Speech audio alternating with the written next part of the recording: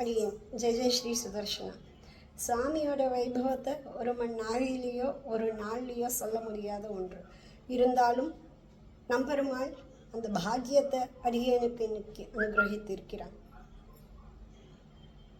Corona அப்படிங்கிற இருண்ட காலத்தில் பெரிய பெருமாள் தன் திருக்காப்பிட்டு கொண்டு உற்சவாதிகளை கண்டருளினான். அந்த இருளில் ஒரு ஒளி போல ஜிஎஸ்பிகே மூலமாக சுவாமியோட திருவடியை ஆசிரியிக்கிற பெரிய பாக்கியத்தை அடியோங்கள் பெற்றோம். சுவாமி திருவடியை ஆசிரியிச்சு ஜிஎஸ்பிகே மூலமாக அடியோங்கள் அன்வயித்தது முதல்ல உபகார சங்கிரகம் அப்படிங்கிற காலக்ஷேபம் கிரந்தம் தான்.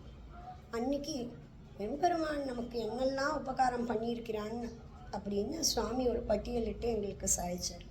இந்த 5 ஆண்டுகளில் சுவாமி அடியவங்களுக்கு என்னெல்லாம் உபகாரம் பண்ணியிருக்கார் அப்படிங்கிறது அந்த பட்டியலை விட நீண்டுகிட்டே போகும். எண்ணிலடங்காத ஒன்று. இருந்தாலும் 1-2 மட்டும். சுவாமியோட தயாசதக உபன்யாச அனுபவங்கிறது பலருக்கும் பலவிதமாக உண்டு, அடியவங்களுக்கும் பலவிதமாக உண்டு. இருந்தாலும் குறிப்பாக தயாசதகம் மற்றும் அடைக்கலப்பத்து, இந்த 2 உபன்யாசம் மூலமாக அடியவங்களுக்கு சுவாமி பண்ணின உபகாரம் தேவதாந்தர சம்பந்தம் அப்படிங்கிறது நீங்கும்படி செய்தது.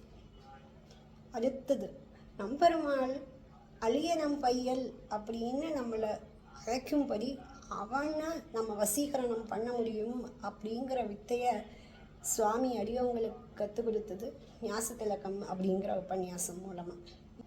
அடுத்தது நம்பெருமாளோட உற்சவங்களை அவன் பின்னாடி போய் அனுபவிச்சுட்டுருக்கிறது அப்படிங்கிறது ஒரு வழக்காக இருந்தது அடியவங்களுக்கு.